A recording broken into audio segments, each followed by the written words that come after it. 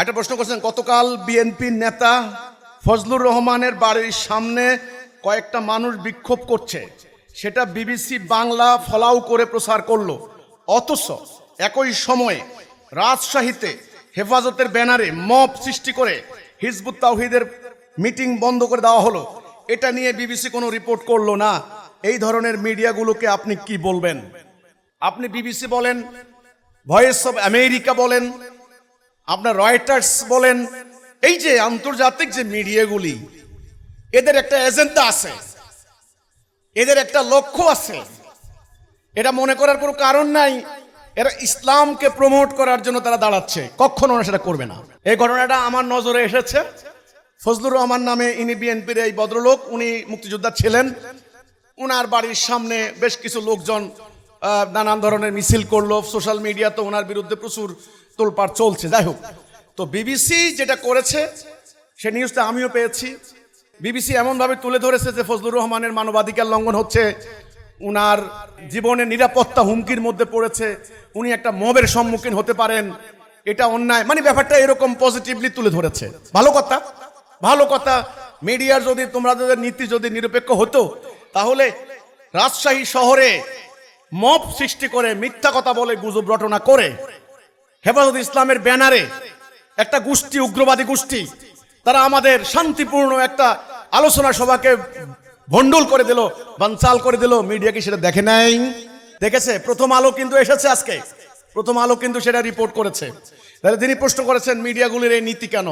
BBC সহ এই ধরনের মিডিয়াগুলির নীতি কখনো আমি মনে করি না যে তারা ইসলামের পক্ষে যায়। আমাদের মানবাধিকার সুরক্ষিত হোক, আমরা মানবাধিকার লঙ্ঘিত হচ্ছি, এই ধরনের কোনো ব্যাপার নিয়ে তারা নিউজ করবে বলে আমি মনে করি না। এটা ওদের পলিসির মধ্যে নেই।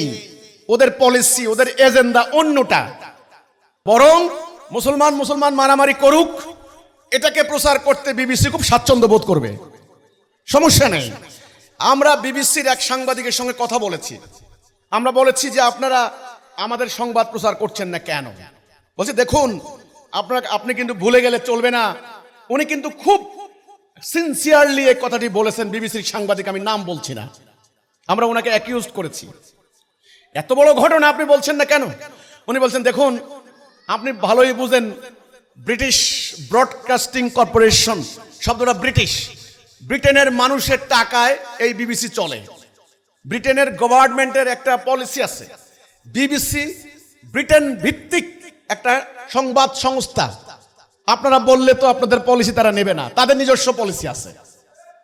এই ধরনের আন্তর্জাতিক মিডিয়া চ্যানেলগুলি আমরা যারা ইসলাম চাই, আমরা যারা মানব জীবনে আল্লাহর দ্বীন প্রতিষ্ঠা করতে চাই, আমরা যারা মানুষের তৈরি বিধান প্রত্যাখ্যান করে দিয়ে আল্লাহর আনুগত্য করতে চাই, তারা আমাদেরকে কোনোদিন প্রমোট করবে না, আমাদের সংবাদ প্রচার করবে না। এটা আমরা আশাও করতে পারি না।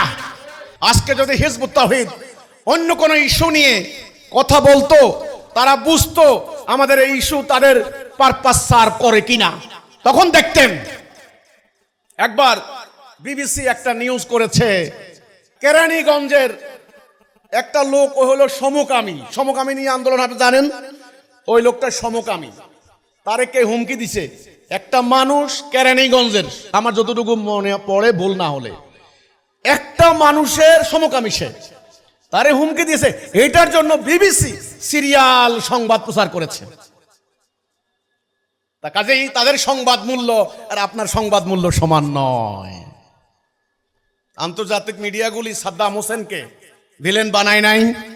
সাদ্দাম খারাপ, সাদ্দাম নষ্ট, সাদ্দাম সন্ত্রাসী, সাদ্দাম মাস ডিস্ট্রাকশন উইপন্স করেছে, বাস সাদ্দামকে ধ্বংস করে দিয়েছে।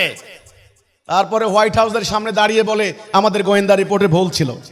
আমি বিবিসি সহ যে সাংবাদিকগুলো, আমি তাদেরকে যারা কাজ করছেন, আমি আপনাদেরকে বলছি, আপনাদের দায়বদ্ধতা আছে, আপনাদের নিরপেক্ষ সংবাদ প্রচারের অবিসম্ভাবী রূপে দায়বদ্ধতা আছে। সত্যিকার অর্থে যেখানে মানবাধিকার লঙ্ঘন, সেখানে আপনারা তুলে ধরুন, আমার বেলায় হোক আর যার বেলায় হোক।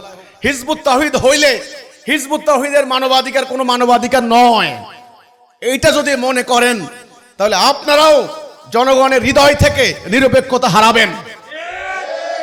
ফজলুর রহমান সাহেবের উপরে যদি মানবাধিকার লঙ্ঘনের ঘটনা ঘটে, রাজশাহীতে আমাদের উপরে মানবাধিকার লঙ্ঘনের ঘটনা ঘটলো, বিবিসির উচিত ছিল অন্তত 2টা কলম এই সংবাদটা প্রচার করা, তাহলে আমরা বুঝতাম বিবিসি নিরপেক্ষ। আমরা আশা করব আগামী দিন বিবিসি নিরপেক্ষতার পরিচয় দিবে।